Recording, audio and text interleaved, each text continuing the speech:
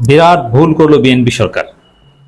হাসনাত, সার্জিস, নাহিদ, নাসিরউদ্দিন পাটোয়ারিদের উপর হামলা করে, বিশেষ করে ২৪ পরবর্তী নতুন বাংলাদেশের গণতান্ত্রিক অভিযাত্রায় এমপিদের গাড়িবহর আটকে দিয়ে 5 জায়গায় বাধা দিয়ে রানিং এমপি, যেই এমপিদের রক্তের উপর ভিত্তি করে আমাদের দেশটা দ্বিতীয়বার স্বাধীন হয়েছে, সেই এমপিদের আঘাত করে, অপমানিত করে, লাঞ্ছিত করে বিএনপি ভুল করলো। 144 ধারা জারি করে ভুল করলো। বালুর ট্রাক আবার দৃশ্যপটে এনে ভুল করলো। এতে বিএনপির মান সম্মান গেছে। এবং বিএনপি যে অগণতান্ত্রিক, অসহিষ্ণু, সন্ত্রাসকে দমন করতে পারে না, বরং বিরোধী দলের সাথে আওয়ামী স্টাইলে আচরণ করে, জনগণ এটা আবার মনে করেছে এবং আসলেই সে আচরণ করেছে। এটা ঘৃণ্য আচরণ। তো দর্শক দেখেন, বিএনপি এই কাজ করছে, অথচ মির্জা ফখরুল বলছেন কি, তরুণদের রক্তের বিনিময়ে দেশকে নতুন করে সাজানোর সুযোগ তৈরি হয়েছে। মির্জা ফখরুল ইসলাম আলমগীর, স্থানীয় সরকার মন্ত্রী। চমৎকার কথা।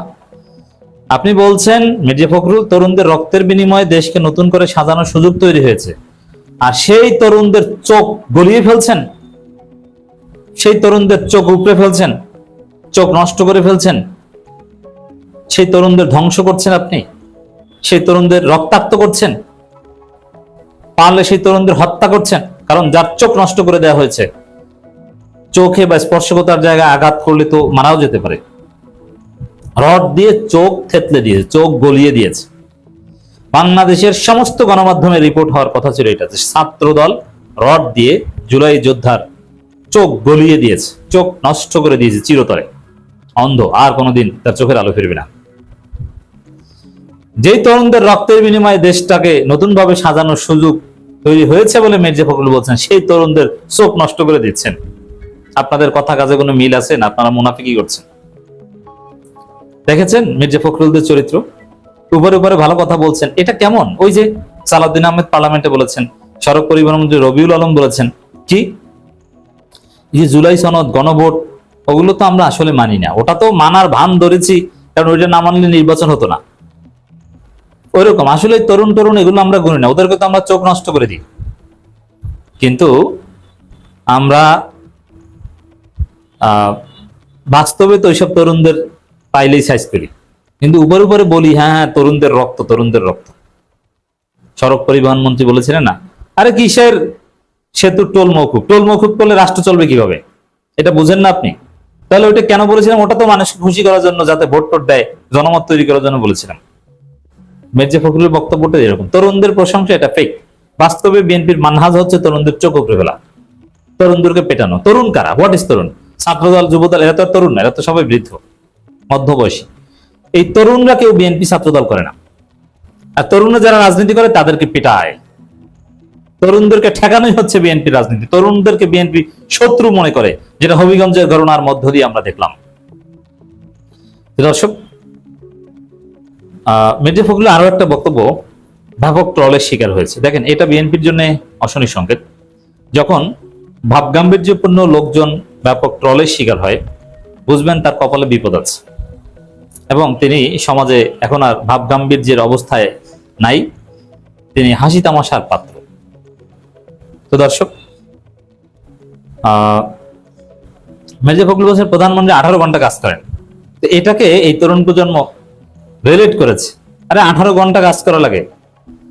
আমাদের পানি সম্পদ প্রতিমন্ত্রী, পঞ্চগড় 2 এর এমপি ফরহাদ হোসেন, তিনি যেভাবে কাজ করেন, কয়েক মিনিট কাজ করে এইসব ভিডিও টিডিও যদি বিভিন্ন পর্ন সাইটে বিক্রি করেন, তাহলে তো অনেক রেমিটেন্স আসে।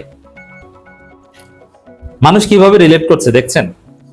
আবার ফাহাম আব্দুল সালাম, মির্জা ফখরুল ইসলাম আলমগীরের মেয়ের জামাই, তার বক্তব্য পোলাপান ভাইরাল করে দিয়েছে। বলছে এদেশের ল মেকাররা, মানে এমপিরা, তারা ল্যাংটা হয়ে ভিডিও বানায়। কোন ডেসপিকেবল মাদার ডেটাস গালি দিয়েছে, এই গালি ভাইরাল।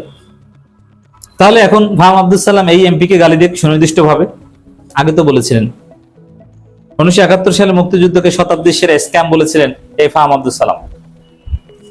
তো এখন মির্জা ফখরুলের যে মুক্তিযুদ্ধ ব্যবসা, রাজাকারের ছেলে হয়ে মুক্তিযুদ্ধ ব্যবসা, এখানে কিছু বলেন?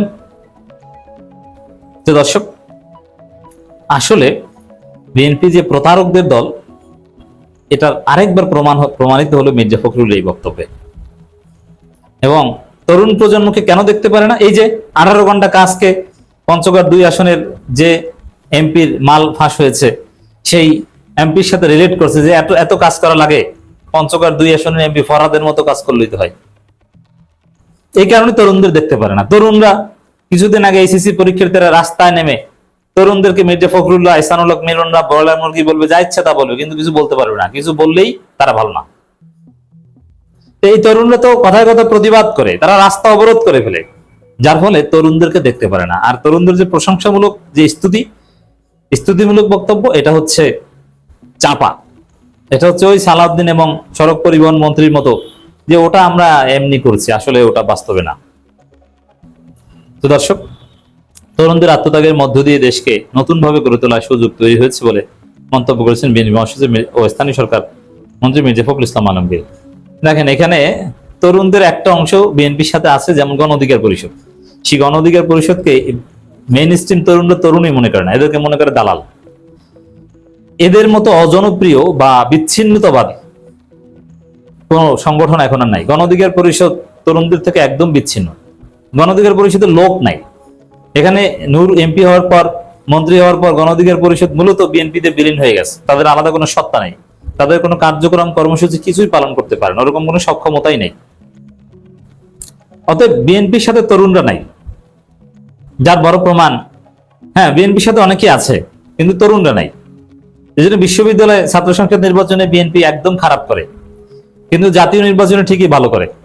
এবং জাতীয় নির্বাচনে তরুণদের ভোট পায় না, কিন্তু অন্যান্যদের ভোট, বৃদ্ধদের ভোট বা নানান ভোট টোট পেয়ে ঠিকই তারা ভালো করেছে নির্বাচনে। আর যদিও বেশি ভালো করা লাগে নাই, ডিপ স্টেট তাদেরকে অটো ভালো বানিয়ে দিয়েছে। তারপরও ডিপ স্টেট মেকানিজম না করলেও জামাতের চাইতে বেশি ভোট পেত, কোনো সন্দেহ ছিল না। রাজধানীর তেজগাঁও আহসানুল্লাহ বিজ্ঞান ও প্রযুক্তি বিশ্ববিদ্যালয়ে একটি বিতর্ক প্রতিযোগিতার পুরস্কার বিতরণ অনুষ্ঠানে প্রধান অতিথির বক্তব্যে তিনি কথা বলেন। বিএনপি মহাসচিব ও স্থানীয় সরকার মন্ত্রী মির্জা ফখরুল ইসলাম আলমগীর বলেন, তরুণদের রক্তের বিনিময়ে দেশকে নতুন করে সাজানোর সুযোগ তৈরি হয়েছে। অর্থনৈতিক নানান সমস্যা থাকলেও তরুণদের আদম্য শক্তি দেশকে সমৃদ্ধির পথে এগিয়ে নেবে। অথচ এই মির্জা ফখরুল আবার বলেন, না এত চাকরি দেওয়ার তো সুযোগ নাই, 4.5 কোটি শিক্ষিত বেকার, তোমরা অন্য কিছু করে খাও। তরুণদের জন্য সুখবরও দিতে পারছে না, বরং হতাশা আর বাণী শোনাচ্ছে। মির্জা ফখরুল বলেন, দেশের সামনে অনেক বড় চ্যালেঞ্জ রয়েছে, এর মধ্যে জলবায়ু পরিবর্তনের প্রভাব মোকাবিলা অন্যতম। তবে জলবায়ু পরিবর্তনের এইসব থিওরিটিক্যাল কথাবার্তা ওগুলো বাদ দেন, ওগুলো ট্রাম্প চমৎকার ভাবে ডিল করে। কিসের জলবায়ু, বাদ দাও এসব। জলবায়ুর ফাইল টেল ট্রাম্প ধরে ছুড়ে ফেলে দেয়। আরে ভাই, চাঁদাবাজির সমস্যার সমাধান করেন। আপনার জলবায়ু হচ্ছে চাঁদাবাজি এবং বিএনপি ছাত্রদল যুবদলের সন্ত্রাস বন্ধ করেন, দেশ শান্তিতে থাকবে। তরুণদের মারা বন্ধ করেন।